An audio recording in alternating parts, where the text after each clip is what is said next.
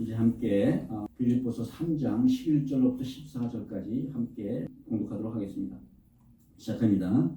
어떻게 해서든지 죽은 자 가운데서 부활에 이르게 하노니 내가 이미 얻었다 함도 아니요 온전히 이루었다 함도 아니라 오직 내가 그리스도 예수께 잡힌 바 되니 그것을 잡으려고 달려가노니 형제들아 나는 아직 내가 잡은 줄로 여기지 아니하고 오직 한 일, 즉 뒤에 있는 것은 잊어버리고 앞에 있는 것을 잡으려고 푯대를 향하여 그리스도 예수 안에서 하나님이 위에서 부르신 주님의 상을 위하여 달려가노라. 아멘.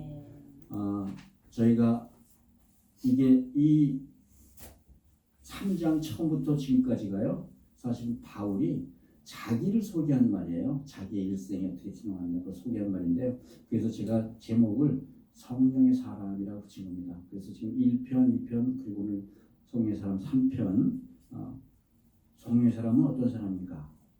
오늘 부름의 상을 위한 믿음의 경주자가 성령의 사람이라고 오늘 본문이 말하고 있죠. 그래서 저도 부름의 상을 위한 믿음의 경주자, 성령의 사람 파트 3 말씀을 함께 나누도록 하겠습니다. 그래서 오늘 부름의 상에 관한 말씀으로 시작해보려고요. 저 어렸을 때는 입시도 많았고 시험이 굉장히 많았어요. 중고등학교 시험 전부 시험이죠. 그래서 그런지 시험 볼 때마다 상장이 너무 흔하지 않습니까? 처음 상장 받을 때는 짜릿하기도 하고 자랑스러웠는데 상이 이게 너무 매주마다 막 쏟아져 나오는 상이다 보니까 나중에는 무덤덤해지더라고요. 그래서 그런지 지금도 혹시 상품이라면 눈이 멀을까? 상장은 별로 그렇다. 그런 생각에 의미를 잘 모르겠더라고요. 그런데 교회 다니면서 오래전이죠. 설교 시간에 하나님도 상 주신다는 내용을 얼핏 들었어요. 아주 오래전이긴 하지만 신앙생활 하는데 상을 준다니 이게 또 무슨 말이야? 아니 예수 믿고 교회에 다니려는 게 자기가 구원을 받을 일이지 그럼 상 받을 일이야? 다 자기가 구원받자는 거지. 그래서 상 받으려고 교회 다닌다는 사람들 보면 약간 유치해 보였어요. 그런데 성령의 사람이 되고 보니 이 성경 말씀을 육적으로 해석해서는 참 안 되겠구나 하는 그런 생각이 들더라고요. 11장 6절에서는 이렇게 말씀해요. 믿음이 없이는 하나님을 기쁘시게 하지 못하나니 하나님께 나가는 자는 반드시 그가 계신 것과 또한 그가 자기를 찾는 자들에게 상 주시는 이심을 믿어야 할지니라. 여기서 믿음은요, 하나님께서 자기를 찾는 사람들에게 상 주시는 것을 믿는 게 믿음이라고 말씀하시는 거예요. 그리고 이게 영적으로도 굉장히 큰 의미를 가지고 있습니다. 사람들에게 보여주려고 상을 받으라는 게 아니라 하나님을 기쁘시게 하라고 상을 찾으라는 거예요. 우리 마태복음 6장에서 예수님은 이렇게 말씀하십니다. 남에게 보이려고 의식으로 기도하고 금식하고 구제하는 사람들은 이미 사람들에게서 이미 상을 받았으므로 아무도 하나님께로부터는 상을 받지 못한다. 확정적으로 말씀하고 있어요. 세상에서 이미 상을 다 받았다는 얘기예요. 그러면 오늘 본문이 하는 말씀의 상은 우리 구원의 문제와는 전혀 상관이 없다는 상이라는 거예요. 우리는 누구나 예수 그리스도를 주요 구세주로 영접하기만 하면 이미 구원은 받는 거죠. 이미 구원받은 하나님의 자녀들이 이제 이 세상을 어떻게 살아가야 할 것인가에 대한 말씀을 하시는 겁니다. 이 세상을 살면서 하나님을 기쁘시게 하면 하나님께서 천국에서 상을 준비해 놓고 계셨다 하는 말씀입니다. 그리고 오늘 하나님께서는 각각의 성도들에게 각각 택하신 뜻대로 각각 맡기신 일을 위해서 각각 부르셨다는 거예요. 오늘 본문에서 말하는 부름의 상은 그래서 구원받은 못 받은 그런 상이 아니라 얼마나 하나님의 부름에 순종하여 맡은 일에 충성을 다했는가, 거기에 대한 상이라는 겁니다. 이제 연말이 됐어요. 이제 TV나 어디 보면 무슨 시상식들이 참 많습니다. 영화, 연구, 가요, TV 말도 못해 많아요. 그것도 상마다 장르별로, 직종별로 별별 시상식이 너무나 많죠. 근데 이게 상이 많다고 해서 아무나 다 받는 거 아니잖아요. 각 상은 각 분야별로 심사위원들이 투표해서 뽑습니다. 그래서 감독상이 있는 반면에 나무여우 조연상, 주연상, 또 하다못해 무대 조명상까지 있습니다. 그런데 확실한 것은 이 상이라는 것은 자기가 행한 대로 받는다는 거예요. 우리 하나님께서 주시는 부름의 상도 마찬가지입니다. 하나님의 일꾼도 각각 자기가 일한 대로 자기의 상을 받는다는 겁니다. 특별히 하나님께서 우리 각자에게 서로 다른 성령의 은사를 주셨잖아요. 탤런트를 주셨죠. 그러므로 부름의 상이라는 것은 각각 성령의 은사대로 맡은 일에 순종한 모든 성도들에게 주시는 상인 줄 믿으시기 바랍니다. 오늘 저는 저와 여러분 모두 이 하나님의 각각의 부르심의 상을 받으신 줄 믿습니다. 하나님의 부르상을 받기를 정말 불같이 소원하는 우리 모두가 되시기를 주의 이름으로 축복드립니다. 오늘 본문에서 사도 바울은 이 믿음 생활을 달리기 경주로 비유하고 있어요. 그리고 성령의 사람은 부름의 상을 받기 위해 달리는 믿음의 경주자라고 말씀하고 있는 것이죠. 오늘은 이 부름의 상을 위해 달리는 성령의 사람들에 대하여 사도 바울의 경험을 통하여 함께 말씀을 나눠보도록 하겠습니다. 첫째, 성령의 사람은 끊임없이 달리는 믿음의 경주자라는 거예요. 끊임없이 달려가는 믿음의 경주자입니다. 12절 함께 읽어볼까요? 내가 이미 얻었다 함도 아니요 온전히 이루었던 바 아니라 오직 내가 그리스도 예수께 잡힌 바 된 그것을 잡으려고 달려간답니다. 우리가 알다시피 사도 바울의 삶은 오직 예수만을 위한 삶이었어요. 고린도 후서에 보니까요, 사도 바울은 자기가 달려온 길을 이렇게 간단하게 표현합니다. 내가 수고가 넘치도록 주의 일을 하다가 매도 수없이 맞고 여러 번 죽을 뻔하기도 하였노라. 그래서 우리가 사도 바울을 볼 때 그야말로 그에게서 또 다른 예수님의 모습을 보이는 게 아닙니까? 그런데도 불구하고 바울은 아직도 예수께 잡힌 바 된 그것을 잡으려고 온 힘을 향해 달려가고 있다는 겁니다. 그러면 도대체 바울이 예수께 잡힌 바 된 그것은 뭘까요? 먼저 사도행전 9장 10절에 다메섹 도성에 나오는 바울의 얘기가 나오지요. 바울은 아시다시피 바리새인 중에서도 예수님을 아주 혹독하게 핍박하던 바리새 지도자 중에 하나였습니다. 예수님뿐만 아니라 그리스도인을 잡아 죽이려고 일부러 다메섹까지 쫓아가, 그러니까 거리가요 한 150km 정도 떨어져 있습니다. 그걸 쫓아다녔던 그럴 정도로 잔인했던 사람이에요. 그러던 그가 다메섹 가는 길에서 갑자기 예수님을 만난 겁니다. 그리고 그때 바울의 옛사람 사울이 예수님께 사로잡히게 돼요.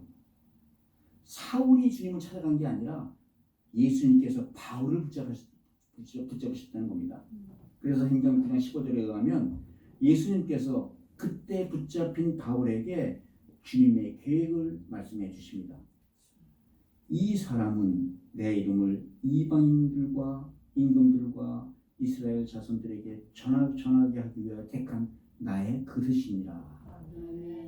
바울은 생전 처음으로 하나님께서 나를 위한 계획이 있다는 것, 나를 위해 세우신 계획이 있다는 것을 알게 된 거예요.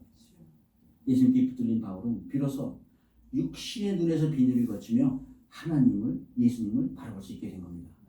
바울은 성령님이 그 안에 거하게 되시자마자 그가 그렇게 미워했던 예수 안에서 하나님을 찾아낸 거예요. 하나님의 의를 발견했다는 겁니다. 이 다음부터 바울은 주의 뼈에도 불구하고 즉시 예수가 그리스도이심을 세상에 전파하기 시작하죠. 그 이후에 바울의 삶은 예수가 그리스도이심을 세상에 전파하는 일, 오직 그 한 가지 일에 전력을 다해 뛰어갔다는 겁니다. 바울에게 예수님께 잡힌 바 된 그것이란 것이 바로 예수님을 이방인에게 전파하는 그 일을 말하는 거죠.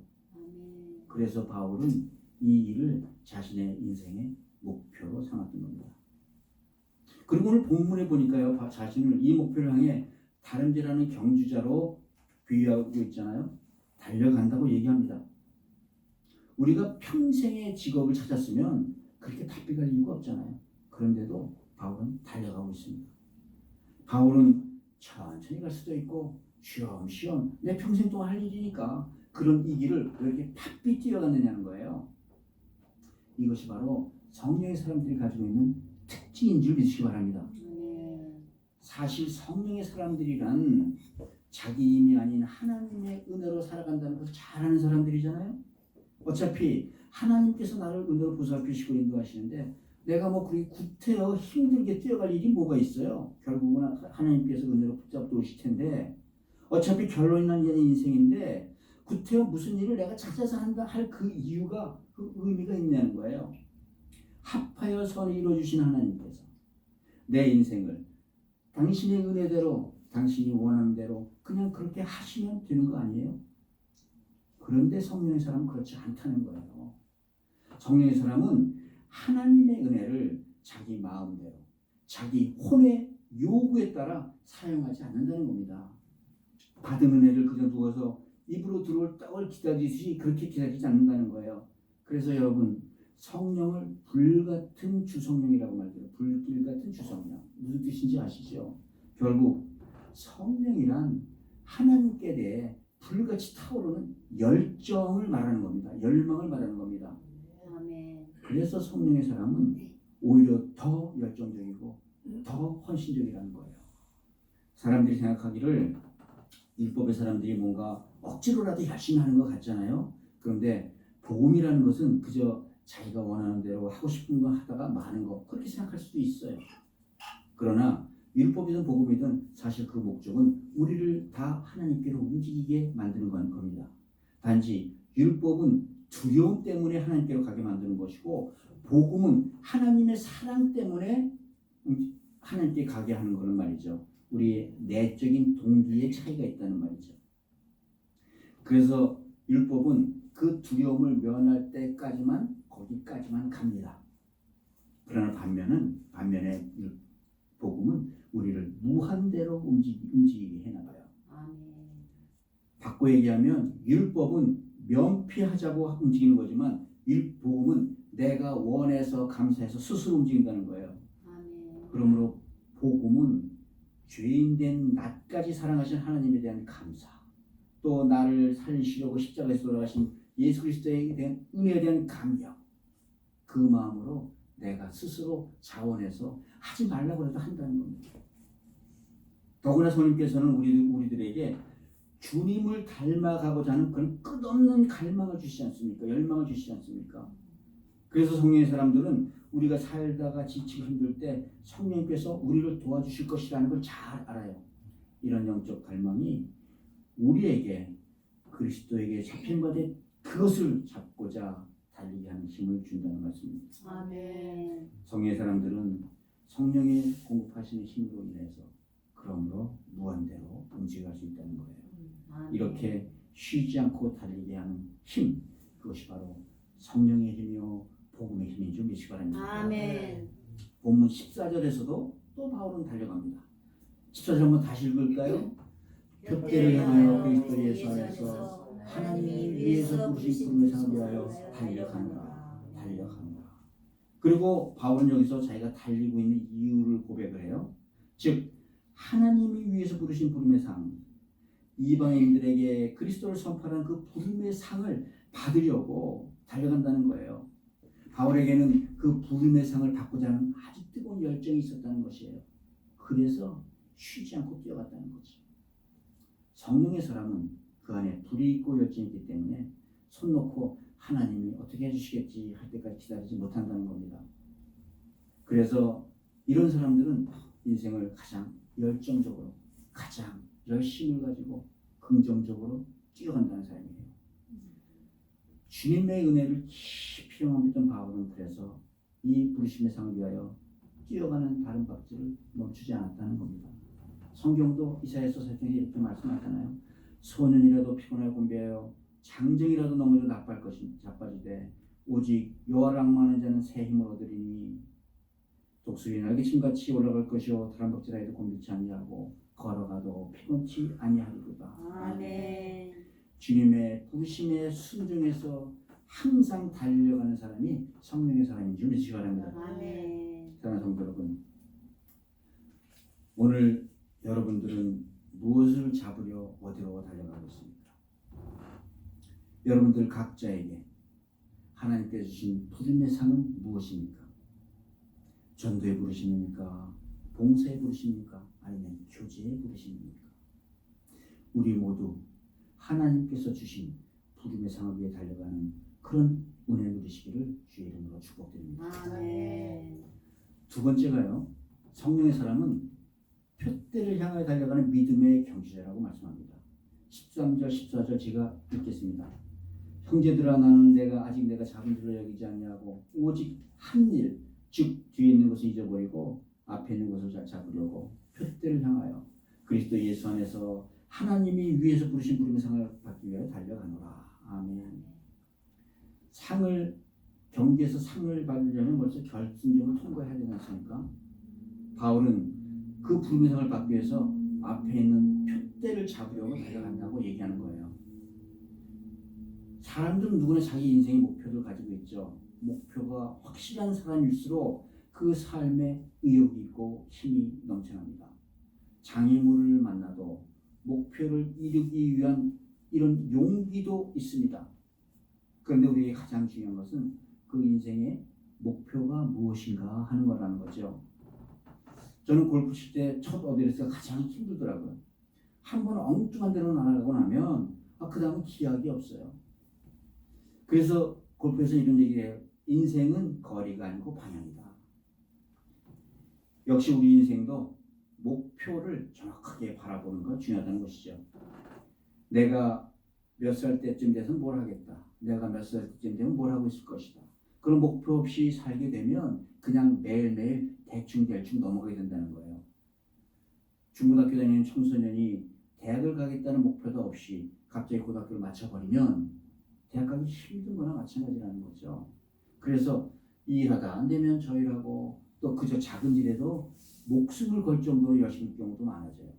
결국 이런 작은 일을 붙잡으려다가 큰 일을 보지 못하고 놓쳐버리는 안타까운 일이 우리 주변에는 자주 보여집니다. 그러나 이렇게 뭘 보느냐보다 더욱 중요한 게 이런 목표가 우리의 전 인생을 걸 만한 가치가 있느냐 없느냐 하는 거예요. 인생의 목표가 한번 정해지면 그 후에는 결단은 꼭 필요한 거죠. 이 결단에는 항상 고통이 따르잖아요. 결단이 없이는 목표를 향해 나갈 수가 없기 때문이죠. 그래서 이런 결단을 할 때 가장 크게 우리에게 영향력을 주는 것이 바로 영적인 결단이라는 겁니다. 이 결단이 육신의 쾌락을 추구하는 결단인가 아니면 영육 간의 기쁨을 가져다 줄 결단인가, 눈에 보이지만 세상에는 없어질 것을 바라보고 결정할 것인가 아니면 눈에 보이지는 않지만 영원한 하늘의 것을 바라보고 결단할 것인가. 사도 바울은 그 목표를 다메섹한 그 길 위에서 결단했다는 거예요. 그리고 그는 이 결단을 표대라고 불렀습니다. 그 표대는 주님을 더 알기를 원했고 주님처럼 살기를 원했고 주님이 가신 길을 따라가는 그런 길이었어요. 바울이 이 표대에 대해서 빌립보서 1장 20절 21절에서 이렇게 고백해요. 나의 간절한 기대와 소망에 따라 아무 일에든지 부끄러워하지 아니하고 지금도 전과 같이 온전히 담대하여 살든지 죽든지 내 몸에서 그리스도가 존귀하게 되려 하나니 아멘. 이는 내게 사는 것도 그리스도요 죽는 것도 유익합니다. 아멘. 즉 바울이 잡으려는 표대는 자기 몸에서 그리스도가 존귀하게 되는 일이라는 거예요. 아멘. 그리스도가 하나님이어야 되는 일이에요. 아멘. 그래서 제가 죽든지 살든지 그리스도만 존귀할 수 있다면 내 목숨, 자기 육신 그렇게 의미가 없다는 겁니다. 그래서 본문은 바울을 오직 한 일, only one thing, 영어 성경에 그렇게 나와요. only one thing, 그리고 앞에 있는 일이라고 표현을 합니다. 오직 자기 안에 계신 그리스도가 존귀해진 그 한 일을 위하여 자기 온 미래를 쏟아붓겠다는 말이에요. 다른 말로 표현하면 그런즉 이제는 내가 산 것이 아니라 내 안에 그리스도께서 사신 것이라. 아멘. 표대는 우리 경주할 때 피니시 라인을 가르치지 않습니까? 그래서 표대라는 것은 이 종말이랑 깊은 언어적 관계가 있습니다. 그럼 우리 인생의 표대는 우리 인생의 종말과 떨어질래야 떨어질 수 없는 관계가 있다는 거예요. 끝까지 가서 마지막까지 후회하지 않는 표대라야 진짜 인생의 표대가 된다는 말이죠. 예수님이 십자가에서 다 이루었다고 말씀하시자 그 영혼이 떠나가셨어요. 바로 예수님 인생의 표대가 우리를 위해 십자가에서 우리 죄악의 대속물로 돌아가신 그것이었다는 거예요. 예수님은 그 십자가 인생의 표대를 삼으시고 쉬지 않고 달려오셨던 겁니다. 그에게 그 표대를 잡는 순간에 예수님께서는 하늘을 보시며 다 이루었다라고 선언하실 수 있는 거예요. 우리도 우리의 마지막 순간에 그런 인생의 표대를 잡을 수 있는 은혜를 누리시기를 주의 이름으로 축복드립니다. 아멘. 사랑하는 성도 여러분, 이 시간에 내 인생의 표대는 무엇인가 다시 뒤돌아보시기 바랍니다. 언젠가 제가 참 좋아하는 장로님께서 이런 고백을 하신 적이 있어요. 내 인생의 목표는 나와 내 가족이 주 안에서 평강을 누리며 잘 사는 것이다. 더 이상은 나한테 목표는 없다. 목표를 삼지 않는다. 나는 그럴 만한 능력이 없다. 정직해서 좋긴 한데요. 이거 중직자 입에서 할 소리는 아닙니다. 그리스도인들의 입에서 할 소리는 아닙니다. 최소한 성령의 사람들의 표대는 자기 자신의 유익을 위한 표대가 아님을 기억하시기 바랍니다. 그렇다면 내가 내 스스로 마지막 순간에 물어야 할 물음은 무엇이 될까요? 내가 죽으면 내 가족이 어떻게 될 것인가? 물론 중요하지요. 아니면 역사가 나라는 사람을 어떻게 평가하는가? 그런 걸 찾아다니십니까? 그것도 물론 중요한 일이죠. 그러나 이 세상의 모든 것은 다 쓸데없이 무의미한 것들이라는 겁니다. 마지막 시간이 지나감에 따라 이 모든 것들은 사라지고 파묻히고 타버릴 헛된 것이기 때문인 거죠. 그래서 마지막까지 내 곁에 남아주실 분, 그분은 오직 우리 주 예수 그리스도뿐이 없는 줄 믿으시기 바랍니다. 아멘. 그래서 마지막에 남아있는 중요한 질문은 예수님께서 나를 어떻게 보실 것이냐, 내 가족, 내 나라가 나를 어떻게 볼 것이냐 아니고 예수님께서 나를 어떻게 보실 것이냐. 과연 내가 예수님이 기뻐하시는 사람으로 예수님 앞에 설 수 있을 것인가? 그것뿐인 줄 믿으시기 바랍니다. 이 세상은요, 심판을 받습니다. 다 불에 타서 없어지게 되어 있습니다. 세상의 부귀영화나 내가 그토록 목숨처럼 여기는 내 가족도 사실은 내 나라도 모두 사라지고 말 것이라는 거예요. 눈에 보이는 것들은 다 불타고 온전한 새하늘과 새 땅이 우리를 맞이할 것입니다. 아멘. 그리고 그곳에서 하늘과 땅의 심판의 권세를 가신 예수님께서 나를 맞아주시려고 기다리신다는 거예요. 새하늘과 새 땅의 주인 되신 예수님 앞에서 흠과 티가 없는 예수님의 백성으로 서시기를 원하십니까? 아니면 영원한 불못에서 서늘한 물 한 모금을 갈망하며 주님을 바라보는 그 자리에 있기를 원하십니까? 우리 모두 오직 주님의 표대를 향해 앞으로 달려나가시는 성령의 사람들 되시기를 주 이름으로 축복드립니다. 아멘.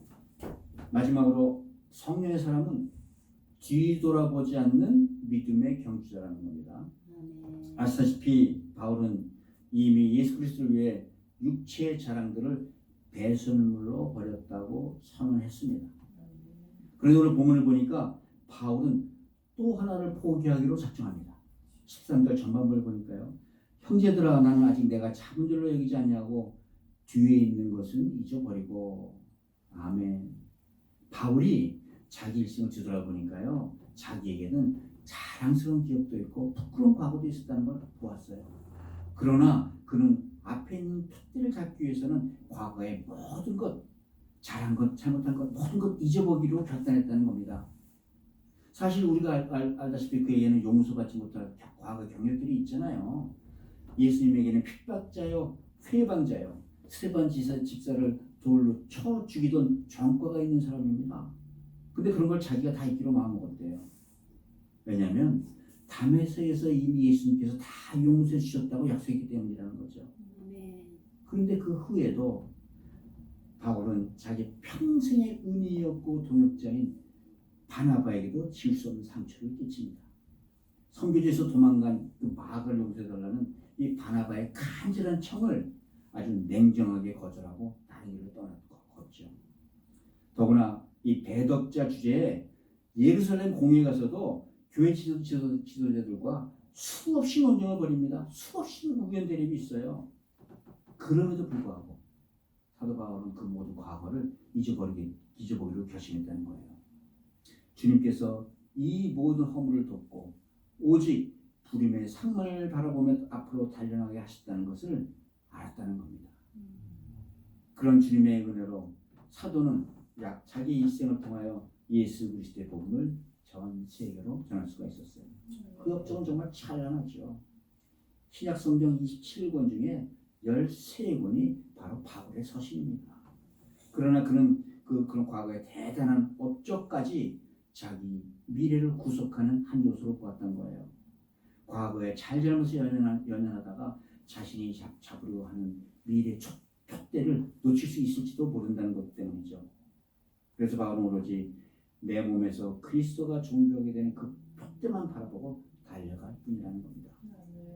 이렇게 성령의 사람은 과거의 잘못으로부터도 자유로운 사람인지 믿으시기 바랍니다. 사랑하는 성도 여러분, 혹시 여러분들 과거에 교회 다니시다가 하나님으로부터 크게 칭찬받을 만한 그런 일 하신 적이 있습니까? 제가 아는 또 다른 장로님은요, 자기 목표가 선교지에 교회 100개를 세우는 겁니다. 아름다운 목표죠. 근데 그분 한 채 또 한 채 두 교회 세우고 숫자 세는 걸로 모든 세월을 다 보냈어요. 물론 두 교회 세우는 것도 대단한 일이죠. 그러나 100교회를 세우려면 앞으로 나가야 될 거 아닙니까? 또 반대로 교회에서 크게 시험 들었던 일은 여러분들 없으십니까?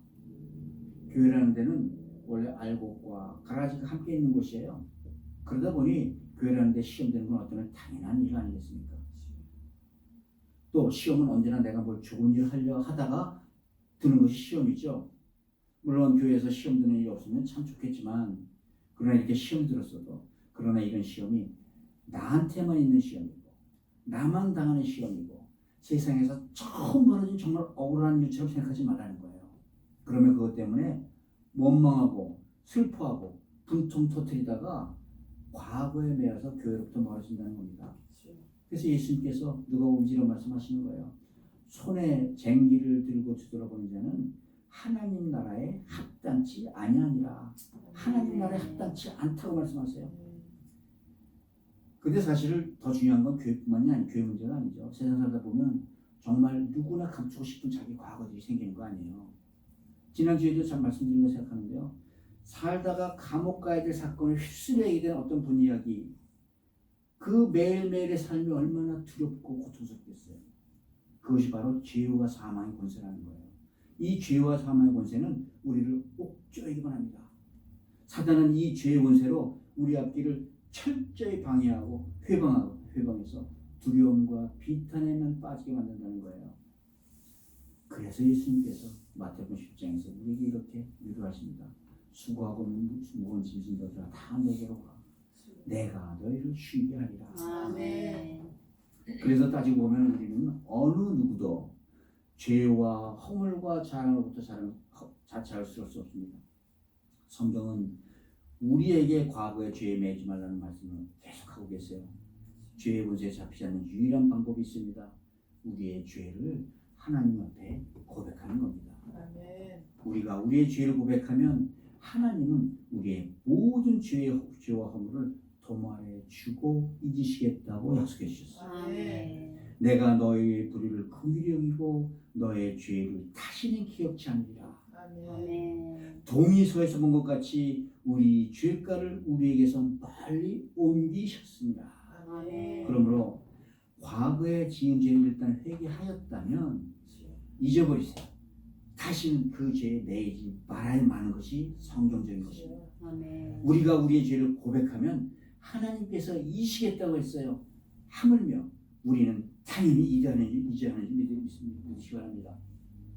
또 너나 할 것 없이 우리 말 끝에 왕년에 그런 얘기 좋아요. 내가 왕년에 뭐 어쨌는데, 옛날에 내가 젊었고 돈도 잘 벌었고 힘도 있었고 내 주위에 사람도 끌었고 잘 나갔다는 얘기죠. 그런데 지금은 비교해보니까 만족하지 못해요.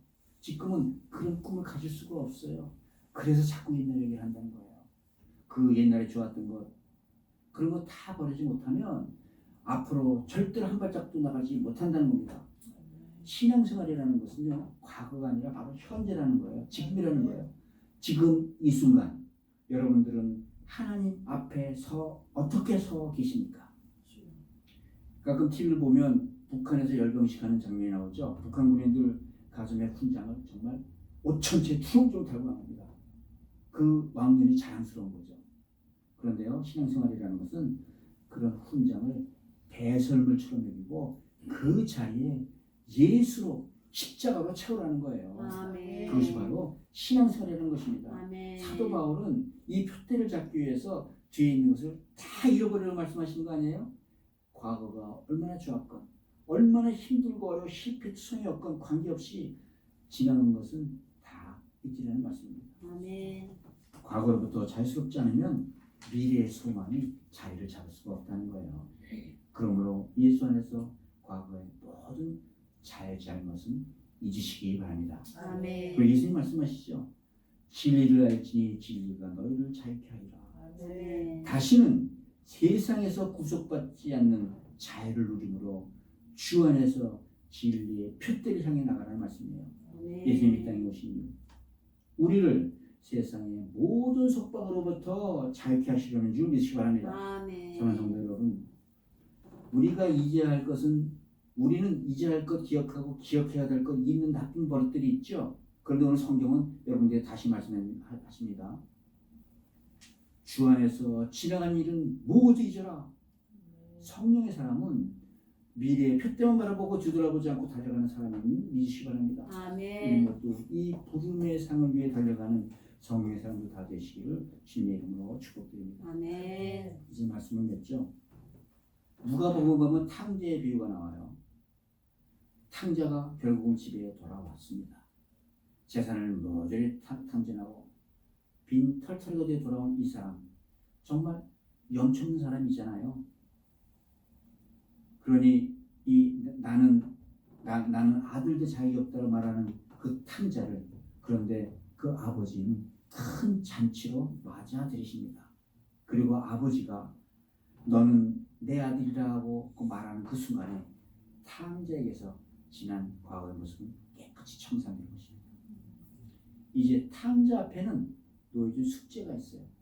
내가 과거에 얽매여 전전긍긍하며 살아갈 것인가, 아니면 아버지의 새로운 아들로 거듭 태어날 것인가. 사람은 누구나 칭찬받고 잘하고 싶은 욕망이 있습니다. 그래서 성경은 뒤에 것을 모두 잊어버리고 앞만 보고 말씀하는 겁니다. 다시 새롭게 태어나는 결단이 있으시기를 주님의 이름으로 축복드립니다. 아멘. 사랑하는 성도 여러분, 우리 지난 한 달간 성령의 사람에 관해 3편의 말씀을 나눠봤습니다. 첫 번째, 성령의 사람이라는 게 정말 그리스도의 고상한 지식을 위해서 자신의 자랑을 모두 버린 사람. 그리고 또 성령의 사람 파트 2, 그리스도의 고난과 영광에 함께해서 언제나 예수 안에서 발견되는 사람. 그리고 오늘 성령의 사람 3번, 하나님께서 주시는 그 부름의 상을 위하여 그리스도라는 표대를 향해 항상 뒤돌아보지 않고 달려가는 사람.